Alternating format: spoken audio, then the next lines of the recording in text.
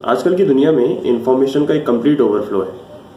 अगर आप print media या टेलीविज़न को देखें तो आपको अनगिनत ओपिनियंस मिल जाते हैं।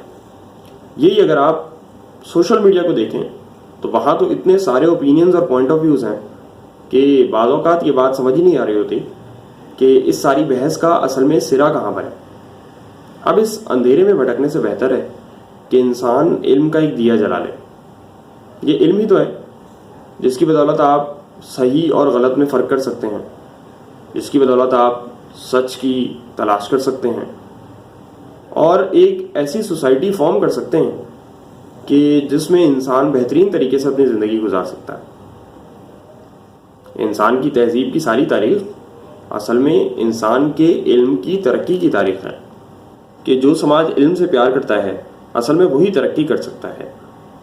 फ़िलॉसफ़ी दो लफ्ज़ों से मिलकर बना है जिसमें फ़िलो का मतलब है प्यार, इश्क, मोहब्बत और सोफिया का मतलब है इल्म। फ़िलॉसफ़ी तमाम उलूम की माँ कहलाती है और ये कहना भी गलत नहीं होगा कि अगर आप मेडिसिन को, केमिस्ट्री को, फिज़िक्स को, बायोलॉजी को और मैथमेटिक्स को, इन तमाम उलूम को पीछे ट्रेस करें तो इन सब का ओरिजिन असल में फ़िलॉसफ़ी से ही हुआ है। आइज़ैक न्यूटन ने ये कहा था कि अगर एक छोटे कद का शख्स किसी बड़े जिन यानी देव के कंधों पर खड़ा हो जाए तो अब वो तमाम चीज़ें भी देख सकता है कि जो कि उसे वैसे नज़र नहीं आ रही थी। फ़िलॉसफ़र्स अपने ज़माने के देव थे। इसका मतलब ये हुआ कि अगर आज हम उनके चीज़ों को समझने के तरीके पर गौर करें तो अब भी बहुत सारी चीज़ें समझ सकते हैं। फ़िलॉसफ़ी को समझने के तीन तरीके हैं। पहला तरीका ये है कि आप इसको थीमेटिकली स्टडी करें। इस तरीके में आप फ़िलॉसफ़ी की मेन डिबेट्स को इनकाउंटर करते हैं और ये देखते हैं कि फ़िलॉसफ़ी में मेन क्वेश्चंस कौन कौन से थे। रियलिज़म, आइडियलिज़म, सोशलिज़म, मुख्तलिफ तरह की डिबेट्स हैं। दूसरा तरीका ये है कि आप मेथड्स को स्टडी करें। प्लेटो, एरिस्टोटल या फिर डिडक्टिव मेथड, इंडक्टिव मेथड, मुख्तलिफ तरह के मेथड्स फ़िलॉसफ़ी में मौजूद हैं। तीसरा और सबसे बेहतर तरीका ये है कि आप फ़िलॉसफ़ी को हिस्टोरिकल पर्सपेक्टिव से समझने की कोशिश करें, यानी कि शुरू से क्रोनोलॉजिकल ऑर्डर में इसको समझने की कोशिश करें। इससे फ़ायदा ये होगा कि जिस तरह आप एक मूवी को अचानक देखना शुरू कर दें, उसके किसी पार्ट को अचानक देखना शुरू कर दें तो आपको समझ ही नहीं आ रहा होता कि कैरेक्टर्स असल में कहाँ से आए हैं, क्या कर रहे हैं, क्या बात बता रहे हैं। तो जब आप हिस्टोरिकल पर्सपेक्टिव से फ़िलॉसफ़ी को समझने की कोशिश करते हैं तो अब आपको ये समझ आता है कि असल में फ़िलॉसफ़र का एक नुक्ता नज़र कैसे डेवलप हुआ और दूसरे फ़िलॉसफ़र ने उसका जवाब कैसे दिया, उसको काउंटर कैसे किया और किस तरह से मुख्तलिफ डिबेट्स वजूद में आई। इसका मतलब ये हुआ कि आप अब इंसान की सोच की एवोल्यूशन यानी इर्तिका की डायरेक्शन को समझ रहे होते हैं, फ्लो को समझ रहे होते हैं। फ़िलॉसफ़ी में तीन अहम मराकज़ हैं।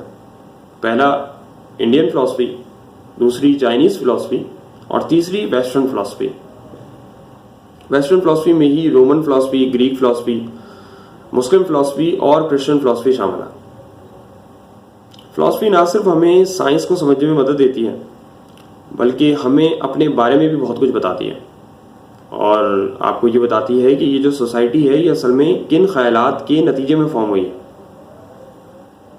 हमारे हर तरफ बहुत सारे बायसेस मौजूद हैं। जब आप फ़िलॉसफ़ी को भी पढ़ने की कोशिश करते हैं, हिस्ट्री या फ़िलॉसफ़ी को, तो आपको बहुत सारे बायसेस देखने को मिलते हैं। जाहिर है कि ये बातें इतनी पुरानी हैं और जब भी कभी कोई नेशन किसी दूसरी नेशन के ऊपर डोमिनेंस हासिल करती है तो वो बातों को अपने हिसाब से लिखती है। बयान करने वालों के बायसेस हैं, समझने वालों के बायसेस हैं, लिखने वालों के बायसेस हैं। हिस्टोरिकली बातें इतनी पुरानी हैं कि उस वजह से भी बायसेस शामिल हो जाते हैं। लेकिन असल में हमारी आज की जो सोच है वो भी इन बायसेस का ही नतीजा है।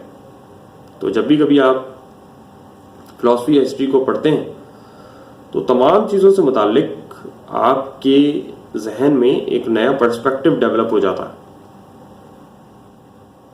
एरिस्टोटल ने एक दफ़ा ये कहा था कि it is the mark of an educated mind to entertain a thought without accepting it.